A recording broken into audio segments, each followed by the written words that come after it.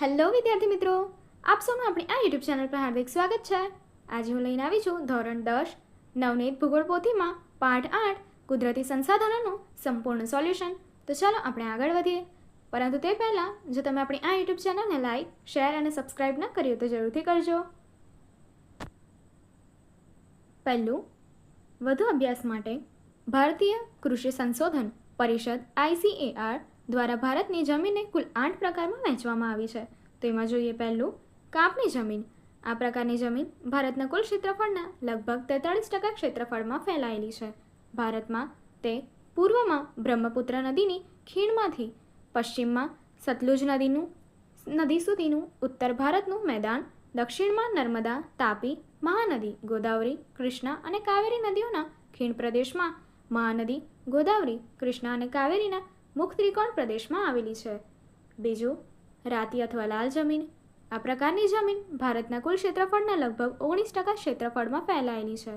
તે ભારતમાં દક્ષિણના દ્વીપકલ્પમાં તમિલનાડુથી ઉત્તરે બુંદેલખંડ સુધી, પૂર્વે રાજમહાલની ટેકરીઓથી પશ્ચિમે કચ્છ સુધી, રાજસ્થાનમાં ઉદયપુર, ચિત્તોડગઢ, ડુંગરપુર, બાંસવાડા અને ભીલવાડા જિલ્લાઓમાં આવેલી છે।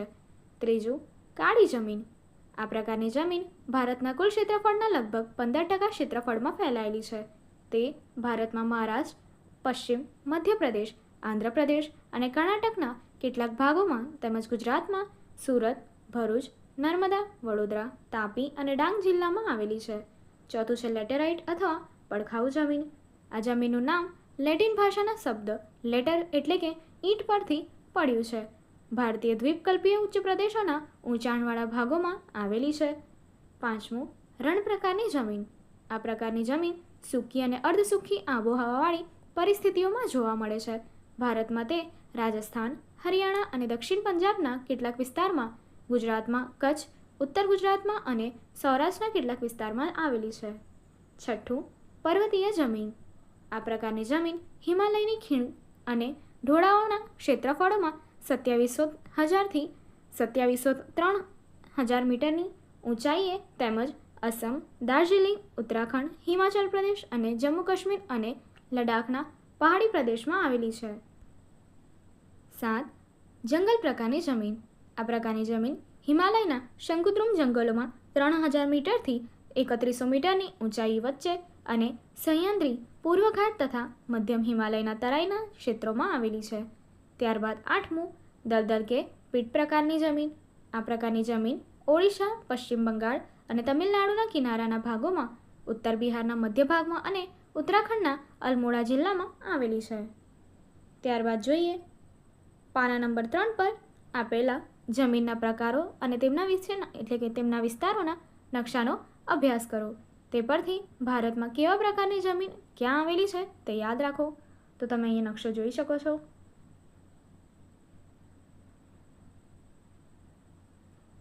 જેમાં તમને તમામ પ્રકારની જમીન સંજ્ઞા દ્વારા બતાવવામાં આવી છે। ત્યારબાદ તેનો વિસ્તાર ભારતના કયા રાજ્યમાં અને કયા વિસ્તારમાં કેટલો છે એ તમને અહીં નકશામાં બતાવવામાં આવેલું છે, જે તમે અહીંયા જોઈ શકો છો।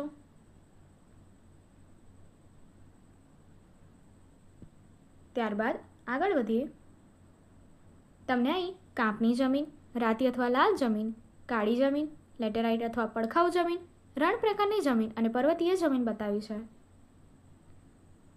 હવે પ્રશ્ન 2, પાના નંબર 4 પર આપેલા નકશામાં દર્શાવેલા જમીનના બે પ્રદેશો વચ્ચે એટલે કે નીચે આપેલા નકશામાં તેની સંજ્ઞા સૂચિમાં જણાવ્યા પ્રમાણે જુદા જુદા ચિહ્નોથી મદદથી આપણે હવે દર્શાવવાના છે। તો જોઈએ, તમને અહીંયા સંજ્ઞા આપી દીધી છે કાપની જમીન માટે અને ત્યારબાદ પર્વતીય જમીન માટે। તો જોઈએ,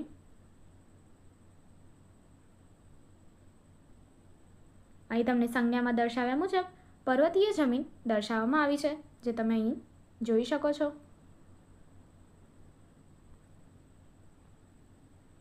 હવે આગળ વધીએ, પ્રશ્ન 3, દરેક વિધાનની નીચે આપેલા વિકલ્પમાંથી સાચો વિકલ્પ શોધીને લખવાનો છે અને ખાલી જગ્યા પૂર્ણ કરવાની છે। પહેલું, સૂર્યપ્રકાશ, પશુ પક્ષીઓ વગેરે ખાલી જગ્યા સંસાધનો છે। જવાબ છે એ, નવીનીકરણ।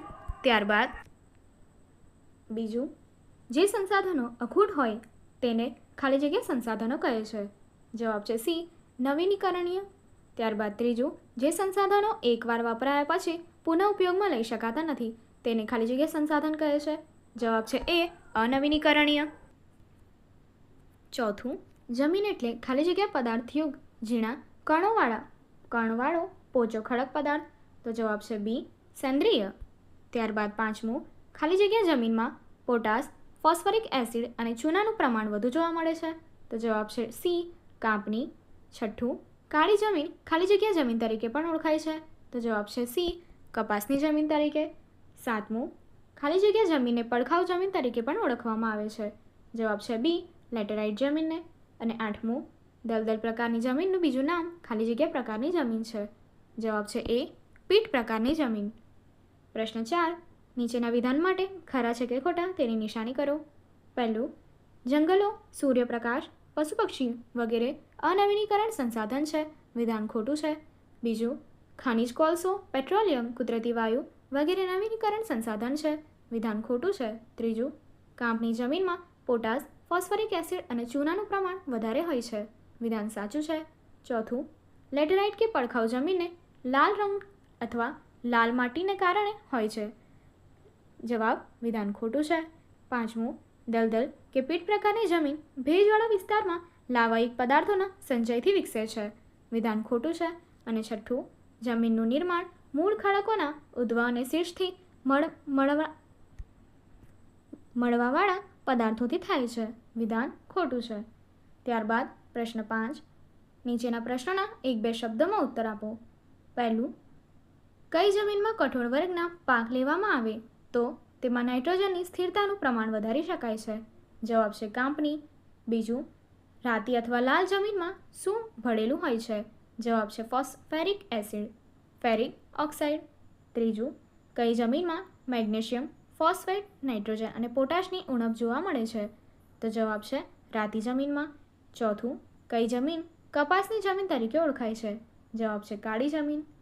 પાંચમું, કઈ જમીન પડખાઉ જમીન તરીકે ઓળખાય છે. જવાબ છે લેટેરાઇટ જમીન. છઠ્ઠું, કઈ જમીનમાં દ્રાવ્ય ક્ષારોનું પ્રમાણ વધારે હોય છે. જવાબ છે રણ પ્રકારની જમીન. અને સાતમું, કઈ જમીનનું સ્તર પાતળું અને અપરિપક્વ હોય છે. તો જવાબ છે પર્વતીય જમીન. પ્રશ્ન 6, યોગ્ય જોડકા જોડો. પહેલા માટે આપણે જોઈએ. તમને અમાં આપ્યું છે અને જવાબ તમારે બમાંથી લેવાનો રહેશે. પહેલું, કાંપની જમીન, તેની માટે જવાબ છે ડી.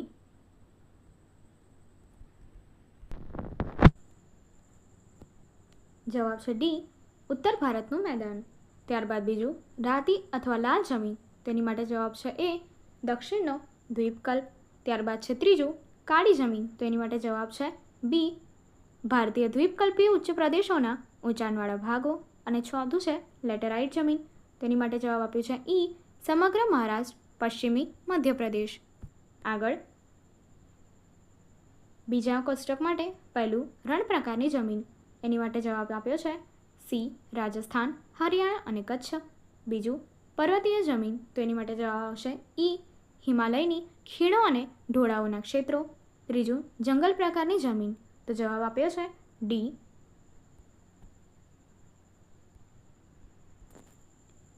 હિમાલય, સહ્યાદ્રી અને પૂર્વઘાટ.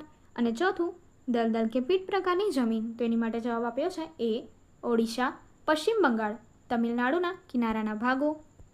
આગળ વધીએ. પ્રશ્ન 7, યોગ્ય વિકલ્પ પસંદ કરીને તમારે જવાબ આપવાનો છે. પહેલું, કુદરતી સંસાધનમાં કયા 2 ગુણધર્મો હોવા જોઈએ. તો જવાબ છે બી, ઉપયોગિતા અને કાર્ય કરવાની યોગ્યતા. બીજું, દુનિયામાં 1 કે 2 સ્થળે જ મળતું સંસાધન, તો જવાબ છે ડી, એકલ સંસાધન. ત્રીજું, જમીનનું નિર્માણ મૂળ ખડકોના ખાલી જગ્યા મળતા પદાર્થોથી થાય છે. તો જવાબ છે એ, ખવાણ અને ઘસારા એટલે કે ધોવાણથી. અને ત્યારબાદ ચોથું, હાલમાં ભારતીય કૃષિ સંશોધન પરિષદ દ્વારા ભારતની જમીનોને મુખ્ય ખાલી જગ્યા પ્રકારોમાં વહેંચવામાં આવી છે. જવાબ છે ડી, 8 પ્રકારોમાં. આગળની એક્ટિવિટી જોવા માટે અહીં આપેલી એન્ડ સ્ક્રીન પર ક્લિક કરો. Thank you.